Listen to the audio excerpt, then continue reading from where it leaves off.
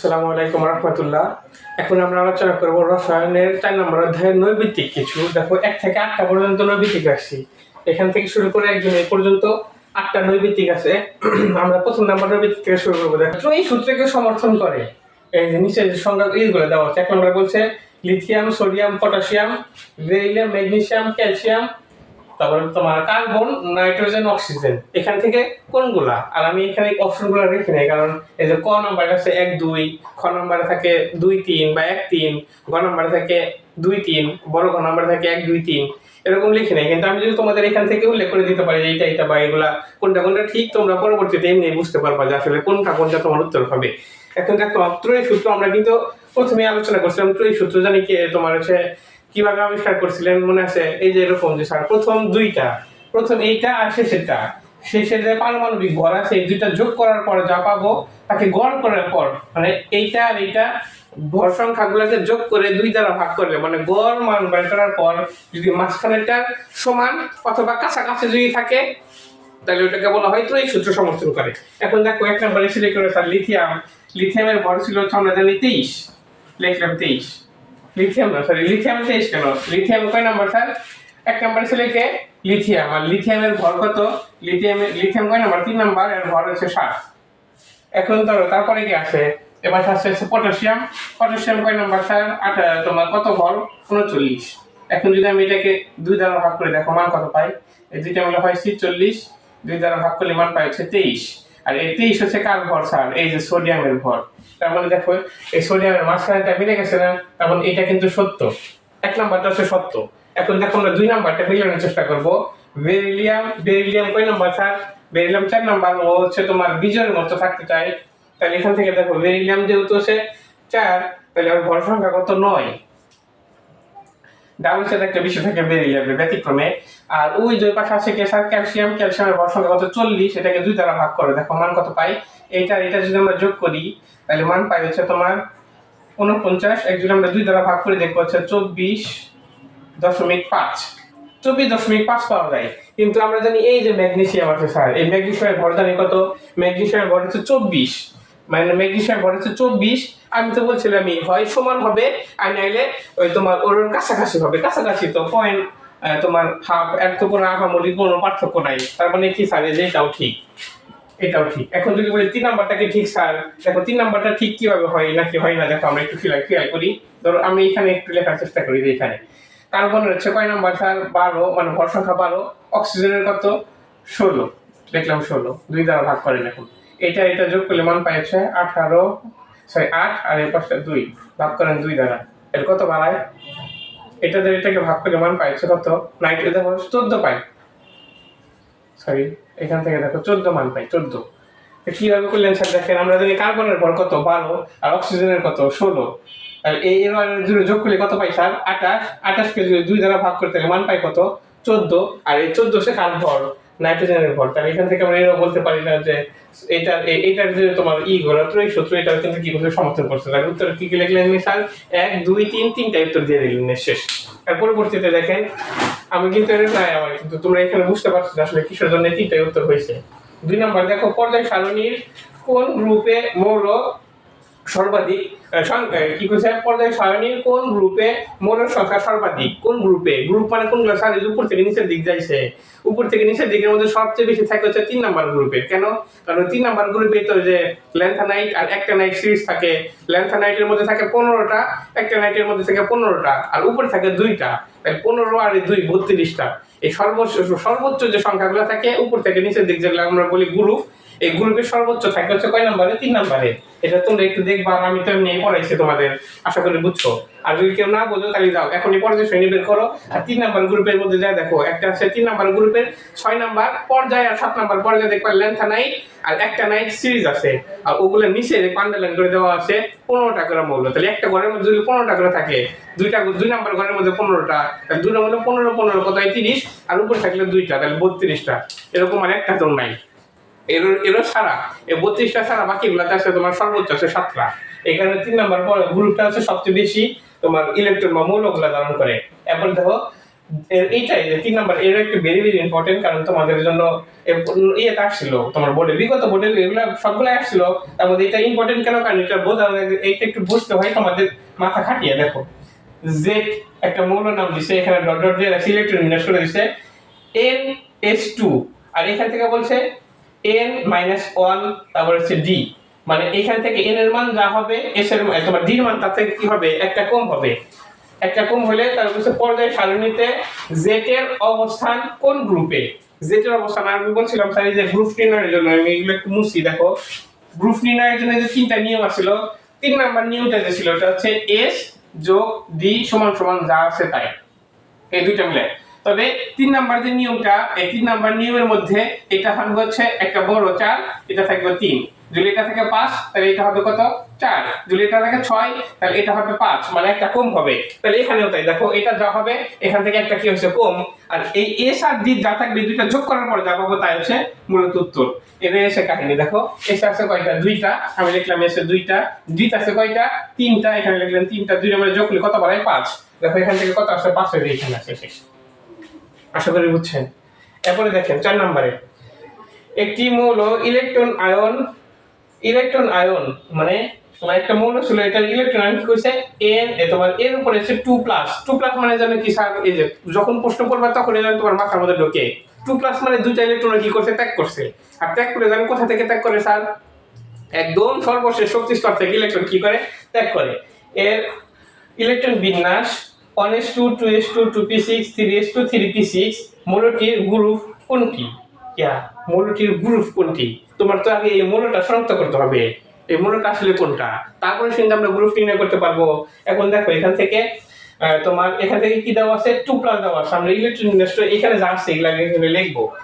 এ 2+, electron বিন্যাস দেওয়া আছে 1s2 2s2 2p6 3s2 3p6, এই পর্যন্ত কিন্তু দেওয়া আছে স্যার। এখন নেক্সট স্যার, যদি এখান থেকে 2+ দেওয়া আছে তাই সর্বশেষ যেটা ছিল ওইখান থেকে ইলেকট্রন কি করে দিয়েছে, ত্যাগ করে দিয়েছে। আর আমরা তো জানি যে এখান থেকে তোমার 2s2 আর 3s2 আর 3p6 এর পর 3d থাকে একটা, আমি এখানে একটা না নিচে লিখতেছি 3d থাকে, আর এটা থেকে 4s। 3d তে তো ইলেকট্রন অবশ্যই প্রবেশ করবে না, কেন প্রবেশ করবে না, কারণ এখানে হচ্ছে শক্তি স্তর, এটার মান বেশি, আর এটা হচ্ছে শক্তি স্তরের হচ্ছে তুলনামূলক তুলনায় কম, কারণ এটা জুড়ে যোগ করলে কত বাড়ায় 5, আর এটা যোগ করলে কত বাড়ায় 4। আর যদি কথা এখানে 3 4 আর 5 কিভাবে বুঝলেন, এটা আপাতত তোমার বুঝতে হবে না, এটা তো তোমরা আগে ভাগে পড়ে আসছো, 3 নম্বর অধ্যায়ে পড়ে আসছো। এখন দেখো এখান থেকে ইলেকট্রনটা গেলে কোথায় যাবে, দুইটা এখানে যাবে, কারণ দুইটা ইলেকট্রন ত্যাগ করছে। এই যে এখান থেকে দেখো 2+ আসলো না, তাই এটা কিন্তু দেয় নাই। কিন্তু যখন আমি বলবো এই মৌলের অবস্থান কোন জায়গায়, তাহলে তো ওই মৌলের অবস্থান, এর তো আয়নের অবস্থান কয় নাই, আর মৌল তো পর্যায় সারণীতে তো কোনো আয়নের অবস্থানও নাই। এই কারণে আমরা এখান থেকে কি লিখবো, শুধু এ। আর শুধু এ লিখলে 2+ মানে দুইটা ইলেকট্রন ত্যাগ করছিল, আর যদি 2 এখানে যদি আমি 2+টা উঠাই দেই তাহলে এখান থেকে দুইটা ইলেকট্রন ত্যাগ করে নাই, তারপরে ত্যাগ করে নাই মানে কি সর্বশেষে 4s2 হবে। আর এখন দেখেন সেই এক নাম্বার নিয়মে কি ছিল, এক নাম্বার নিয়মে ছিল এস এর উপরে যে কয়টা থাকবে ওই কয়টাই তার গ্রুপ। এস এর উপরে কয়টা আছে, দুইটা, তার মানে গ্রুপ নাম্বার কত 2। আর এই মৌলটা যদি নাম বলতো যে এই মৌলের নাম কি, তাহলে এখান থেকে তোমরা বলতে পারতা, দেখো 2 আর 8 10, 10 আর 8 18, 18 আর 2 কত 20, 20 নম্বর মৌলের নাম কি স্যার, ক্যালসিয়াম। এখানে যদি এইটা প্রশ্ন না করে বলতো যে অবস্থান নির্ণয় করতে না বলে যদি বলতো যে এই মৌলটার নাম কি, তাহলে তোমরা অবশ্যই বলতে পারতে এটা কি স্যার, ক্যালসিয়াম। বুঝছি, আশা করি বুঝছো। আবার যদি বলতে এর পর্যায় কত, তাহলে পর্যায় কত স্যার, এই দেখেন এই যে সর্বোচ্চ কত আসে 4, তাহলে পর্যায় হচ্ছে সর্বোচ্চ মানে কত 4। আবার এই এরকম হতে পারে যে এই মৌলটা দিল, অন্য একটা মৌল দিল, দিয়ে বললো যে এর নাম অক্সিজেন, বা বলে দিল পারমাণবিক অন্য একটা মৌল ধর হচ্ছে তোমার অক্সিজেন, অক্সিজেন না বলে দিলেও পারে, সরাসরি বলে ওর পারমাণবিক সংখ্যা 8। ওই মৌল মানে এই মৌল আর ওই মৌল দুটো একসাথে যুক্ত করলে কি বন্ধন গঠন করে, এটা আমরা পরবর্তী তোমার অধ্যায়ে শিখবো যে আয়নিকরণ বন্ধন কোনগুলা, সমযোজী বন্ধন কোনগুলা, এরকম টাইপের নৈবিত্তিক দেওয়া থাকে। এখন দেখো স্যার, এই 5 নম্বরে করার জন্য আগে একটা উদ্দীপক আছে, উদ্দীপকটা আমরা ভালোভাবে ফলো করব, তারপর এটা লিখবো। মৌল দেওয়া আছে PQRS, একটাও এই মৌলের নাম না, মানে একটা সংকেত নেই, এমনি উদয় দিয়ে রাখছে যে প্রকৃত খালি মাত্র এই অর্থ বহন করতেছে যে P মানে 14, Q মানে 15, R মানে 16, S মানে কত 17। আচ্ছা, এর পারমাণবিক সংখ্যা 14 মানে আমরা তো জানি সিলিকন, 15 মানে ফসফরাস, 16 মানে সালফার, আর 17 মানে ক্লোরিন। এখন দেখো এখান থেকে কি প্রশ্ন করছে, কিউ মৌল পর্যায় সারণীর কোন গ্রুপে অবস্থিত। কিউ মৌল কোনটা স্যার, এই যে কিউ, কিউ মানে কয় নাম্বার 15 নাম্বার। আর 15 নাম্বার মোলের অবস্থান কোন জায়গায় দেখো, আমরা জানি 15 নাম্বার মানে ফসফরাস, সূত্র কি 1:2, 2:2, 2p6, 3:2, 3p। এন্ড গুণেন সেম 2 আর 8 এ 10, 10 আর 2 12, 12 আর এই যে 3 কত হলো স্যার 15, 15টা মিলে গেছে। এখন আমরা জানি s আর p দুইটা যদি থাকে, s আর p যদি থাকে, দুইটা যোগ করার পর এক্সট্রা করে কত যোগ করা লাগে 10, কারণ এটা 2 নাম্বার নিয়মের সূত্র। 2 তারপর p এর মান কত 3 আর s এর মান 10 এক্সট্রা করে যোগ করলে মান পাই কত 15। দেখো এখান থেকে 15 কি আসে, এই দেখো এই যে স্যার 15 নাম্বার, 15 নাম্বার গ্রুপে অবস্থান করতেছে। এখন যদি বলতে পর্যায় কত, তাহলে তোমরা তো চোখ বন্ধ করে বলে দিতে সর্বশেষ শক্তি স্তর কত 3, তাহলে আর পর্যায় কত হয়তো 3। আশা করি বুঝছেন। এরপরে দেখেন উদ্দীপকে p এর আকার q এর চেয়ে বড় মানে বেশি। p কোনটা স্যার, এই যে p মানে 14। এখন তারপর প্রশ্ন করছে q এর p এর আকার, আকার মানে যে ব্যাসার্ধ। এই আমরা জানি ব্যাসার্ধ জানি কি হয় স্যার, একই পর্যায়ের বাম দিক থেকে যদি ডান দিকে যাওয়া যায় ব্যাসার্ধের মান কি হয়, অবশ্যই হ্রাস পায়। কারণ যে 14টা ইলেকট্রন 14টা প্রোটনকে যে পরিমাণ আকর্ষণ করে 15টা তার চাইতে বেশি করে, আর বেশি করলে আকর্ষণ বেশি করলে কি হয় স্যার, তাদের আকার বা ব্যাসার্ধটা কি হয় ছোট হয়। তাহলে আমরা জানি যে এর, তাহলে এই আমি যদি বলি এটার আকার বড় না এটার আকার বড়, নিঃসন্দেহে এই p এর আকার বড়, এটার আকার কি হবে ছোট হবে। কেন ছোট হবে, কারণ 14টা যে পরিমাণ আকর্ষণ করতে 15টা তার চাইতে বেশি আকর্ষণ করছে, আর বেশি আকর্ষণ করলে চাপা গেছে, তার মানে p হচ্ছে বড়। এখন সে বলছে p এর আকার q এর চেয়ে বড়, নিঃসন্দেহে সত্য কথা। কারণ p নাম্বারের যে আকার আছে q এর চাইতে কি হবে বড় হবে, তার মানে এটা তোমরা ঠিক দাও। তার মানে অপশনে যাই থাকুক 1 নাম্বারটা আসবে। 2 নাম্বার কি বলছে দেখো, আশা করি কিন্তু তোমরা বুঝছো, না বুঝলে একটু জানিয়ে দিও স্যার।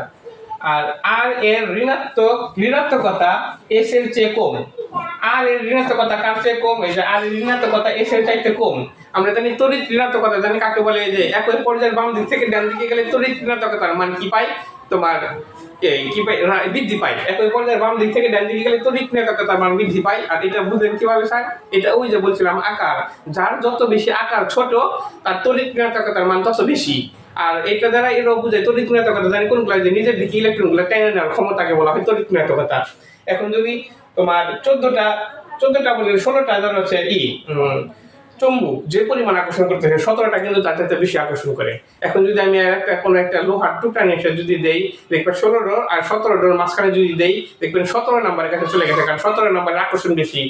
এই তড়িৎ যে বেশি তাড়াতাড়ি ইলেকট্রন গ্রহণ করে তার তড়িৎ ঋণাত্মকতার মান বেশি। তাহলে কার কাছে চলে গেছে, এস এর কাছে চলে গেছে না। তাহলে এখান থেকে দেখো আর এর তড়িৎ ঋণাত্মকতা এস এর চেয়ে কম, তাই সত্যি কথা এস এর তড়িৎ ঋণাত্মকতার মান বেশি, কারণ এই দিকে আছে বাম দিকে আছে, আর আকর্ষণ বেশি, তাহলে আর বেশি আর হচ্ছে কম। এখানে তো তাই বলছে, তার মানে এটা কি স্যার ঠিক আছে। এন্ড 3 নাম্বারটা কি বলছে দেখো, ইলেকট্রন আসক্তি p, ইলেকট্রন আসক্তি জান কোনগুলো স্যার, ওই একই সিস্টেমের বাম দিক থেকে যত ডান দিকে যাওয়া যায় তত কি হয় স্যার, ইলেকট্রন আসক্তির মান বৃদ্ধি পায়। এখন দেখো এখানে কি বলছে, p বলে সবচেয়ে বেশি, কি হচ্ছে p চাইতে কম, মিছা কথা। কেন স্যার, এই p হচ্ছে সবচেয়ে কম হবে, তারপরে এর বেশি হবে, তারপরে এর বেশি হবে, তারপরে এর বেশি হবে। কিন্তু এটা কি দেখছো ধাতুর ক্রমটা উল্টা করে। তার মানে তোমার যদি অপশনে থাকে ক নাম্বারে 1 2, তাহলে তুমি নিঃসন্দেহে কত দিয়ে দেবেন 1 2, কারণ আমরা এখানে লিখি নাই কেন, আমার জায়গা নাই। আচ্ছা, আর তারপর তোমার 1 নাম্বার আর 2 নাম্বার যেখানে থাকে ওখানে উত্তরটা দিয়ে দিবেন, ব্যাস রেজাল্ট শেষ। এরপর দেখেন এখান থেকে কি, এ পর্যায় সারণীর চতুর্থ পর্যায়ের মৌল মানে উদ্দীপক এটা, A2+ আয়নের সর্বশেষ শক্তি স্তরে ডি অরবিটালে 6টি ইলেকট্রন আছে। ডি অরবিটালে কয়টি ইলেকট্রন থাকে স্যার, 6টি ইলেকট্রন আছে। এর কইছে এ মৌলের প্রতীক কোনটি। এখন আসেন স্যার কয় নাম্বার, চতুর্থ পর্যায়ের একটা মৌল।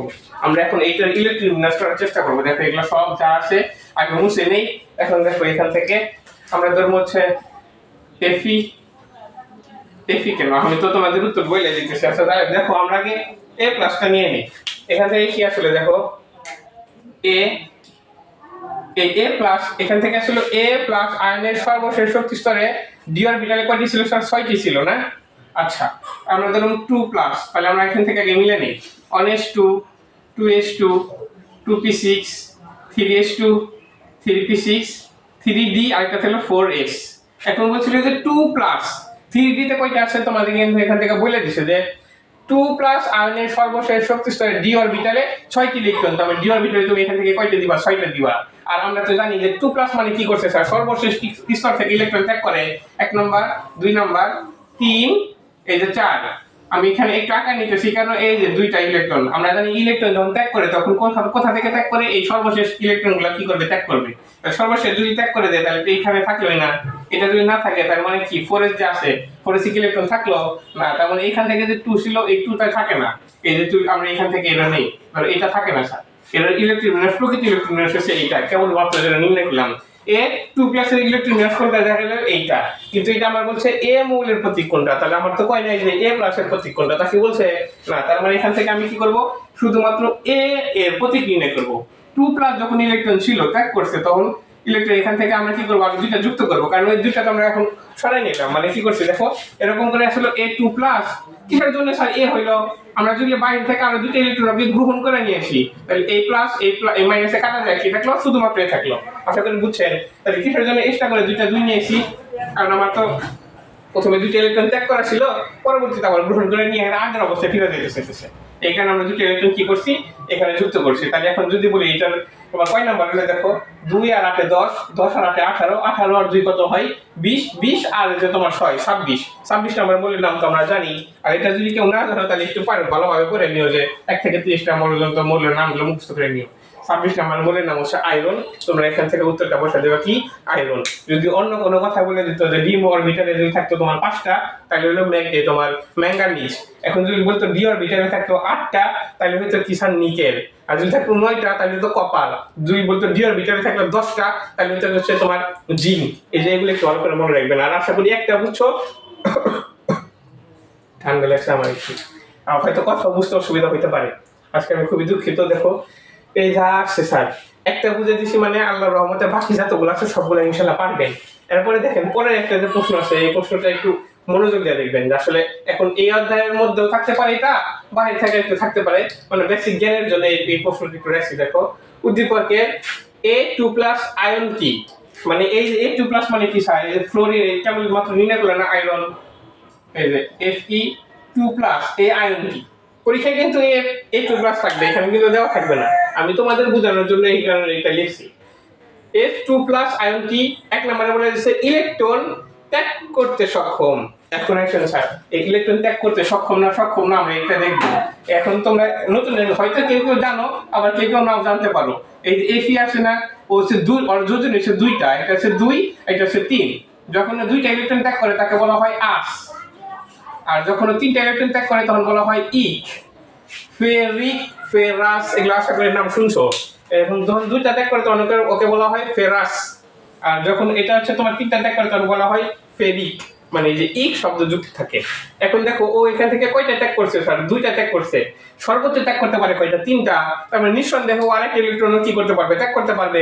তার মানে 1 নম্বরে যেটা বলছে এটা কি স্যার, সত্য কথা, যে একটা ইলেকট্রন ত্যাগে সক্ষম, হ্যাঁ ও তো সক্ষমই, ত্যাগ করবে কি না করবে ওর ব্যাপার, কিন্তু ত্যাগে সক্ষম। তারপর বলছে কি ইলেকট্রন গ্রহণে সক্ষম। এখন তুমি বলো যে Fe যখন 2+ দিছে, তখন নিঃসন্দেহে 2টা ইলেকট্রন ত্যাগ করছে না, আবার ত্যাগ করছে, এখন ও কি করতে পারে, এই মাত্র যে কেবল এটা করলো, নিশ্চয়ই তোমার এসে এই যোজনী যে মুক্ত করতে চাইলো, এই যে 2+ আসছিল বাইরে থেকে দূরে ইলেকট্রন গ্রহণ করছিল না, গ্রহণ করে তো এখান থেকে যে F আয়রন যে প্রমাণ করলো, তার মানে এখান থেকে কি করতে পারবে, এক্সট্রা করে বাইরে থেকে 2টা ইলেকট্রন গ্রহণ করতে পারবে, প্লাস মাইনাস কাটে ওরা আবার আগের মতো নিরপেক্ষ হতে পারে, তার মানে ইলেকট্রন গ্রহণ করতে কি হবে, সক্ষম হবে। এখন প্রশ্ন হচ্ছে এই পরেরটা, আকারে A অপেক্ষা ছোট, আকারে A অপেক্ষা ছোট মানে কোনটা স্যার, এই যে A মানে কি, এই যে 2+ আয়ন, 2+ আয়ন, আমি এটা আরেকবার একটু মুছি, দেখো দয়া করে আরেকবার একটু ধৈর্য ধরে দেখো কি বলতেছে, আগে আরেকবার একটু মনোযোগ দিয়ে শোনো, দেখবা আশা করি সবাই বুঝবে, সবাই। এটাকে দেখা যায়, হ্যাঁ দেখা যায়, দেখো এখন এই যে আর যখন ইলেকট্রন নিউজ করছিলাম তখন সর্বশেষে কয়টা ছিল স্যার, 2টা, এটা হচ্ছে প্রকৃত Fe26। আমি কিন্তু সবগুলো লিখতেছি না, কারণ প্রথমে থাকে 2টা, পরে থাকে 8টা, তারপরে থাকবে হচ্ছে কয়টা স্যার, 18টা থাকতে পারে, কিন্তু আগে 4 2টা দিয়ে তারপরে তাও আমি লিখে দিই। দেখো প্রথমে থাকে 2টা, পরে থাকে 8টা, তোমাদের বোঝানোর স্বার্থে দেখো 1 2 3 4 5 6 7 8, তাহলে মোট পাঠ হলো কয়টা, 20টা, 26টা মানে জন্য 1 2 3 4 5 6, এই মোট পাঠ দাও 26টা। বিশ্বাস না হলে আবার তোমরা নিজেরা গুনো, 1 2 আর 8টা, 10টা, 11 12 13 14 15 16 17 18 19 20 21 22 23 24 25 26, এই মোট পাঠ কয়টা হলো স্যার, 26টা। এখন আমরা বলছি এটা হচ্ছে নরমাল অবস্থায়, তার আকারটা কত বড়, এখন যদি আয়রন অবস্থায় থাকে, এটা আয়ন, এ বলছে এই আয়নের অবস্থা দেখো এ প্লাস এ টু প্লাস, এ টু প্লাসের যে আকার, এই আকারের চেয়ে এ এর আকার কি হবে স্যার? ছোট হবে। এ আকার ছোট, ডাইরেক্ট যাহা লিখা কথা। কেন স্যার? এর আকারটা হবে বড়। এই যে কেবল যে রাখা ছিল এটা নর্মাল অবস্থায়, নর্মাল অবস্থায় দেখছো কত বড়, চারটা শক্তি স্তর ছিল। যখন 2 প্লাস হবে তখন কি হবে স্যার? এই যে সর্বশেষ ইলেকট্রন যেটা কি করে দিবে? ত্যাগ করে দিবে না? ত্যাগ করে দিলে এই শক্তি স্তরই থাকে না। এই শক্তি স্তরে যদি না থাকে তাহলে দেখো তো আগে আকার ছিল কত বড়, এখন আকারটা কি হয়ে গেছে? ছোট হয়ে গেছে না? চেষ্টা করছিলাম, আশা করি তোমরা বুঝছো যে কিসের জন্য কোনটা বড়। নর্মাল যখন থাকছে, নর্মাল হচ্ছে এ মানে শুধুমাত্র মৌল, এটা হবে কি স্যার? বড়। আর যখন প্লাস আয়ন হয়েছে তখন এমনিতে দুটো সরে গেছে, এটা কি হয়ে গেছে? আকারটা ছোট হয়ে গেছে। কিন্তু এখানে বলছে হচ্ছে আকার এ অপেক্ষা ছোট। এটা তো দেখো আকারে এ অপেক্ষা ছোট, কে ছোট? ও ছোট। তার মানে এটা কি স্যার? সত্য কথা। কেন সত্য কথা? এই দেখেন এই যে সর্বশেষ যখন এই যে এই আকারটা ছিল, এটা ছিল নর্মাল অবস্থায়, আর এখন যখন বলছে 2 প্লাস আকারে এ এর চেয়ে ছোট, তো ছোট জন্য এই দেখো এই যে সর্বশেষ লাইনটা যাচ্ছে না, এই লাইনটা মুছে গেল না এই যে এটার জন্য। তাহলে আগে ছিল কত বড়, হয়ে গেল কি স্যার? ছোট। তাহলে কার চাইতে ছোট হয়ে গেছে? এ যা আসলো এর চাইতে এই আকারটা কি হয়ে গেছে? ছোট হয়ে গেছে। তার মানে এটাও কি কথা স্যার? সত্য কথা। এই ছিল আমাদের কয় নাম্বার? 8 নাম্বার পর্যন্ত শেষ। আর 8 নাম্বারের উত্তর সর্বশেষ বড় খ নাম্বারে 1, 2 আর একটা ও 3, 1 2 3, এই তিনটা হবে কি স্যার উত্তর? এই যে এখানে তোমরা টিক দিয়ে দিবা, বেজাল শেষ। এটা ছিল আমাদের রসায়নের প্রথমে আমাদের নৈবিতিক যতগুলা আটানো সম্ভব হয়েছে ততগুলা। যদি প্রয়োজন পড়ে আমরা আরো কিছু নৈবিতিক তোমাদের এই অধ্যায়ের প্লে লিস্টে অ্যাড করে দেওয়ার চেষ্টা করবো ইনশাল্লাহ। তো আজকে ভালো থাকো, সুস্থ থাকো, এই পর্যন্ত, আল্লাহ হাফেজ।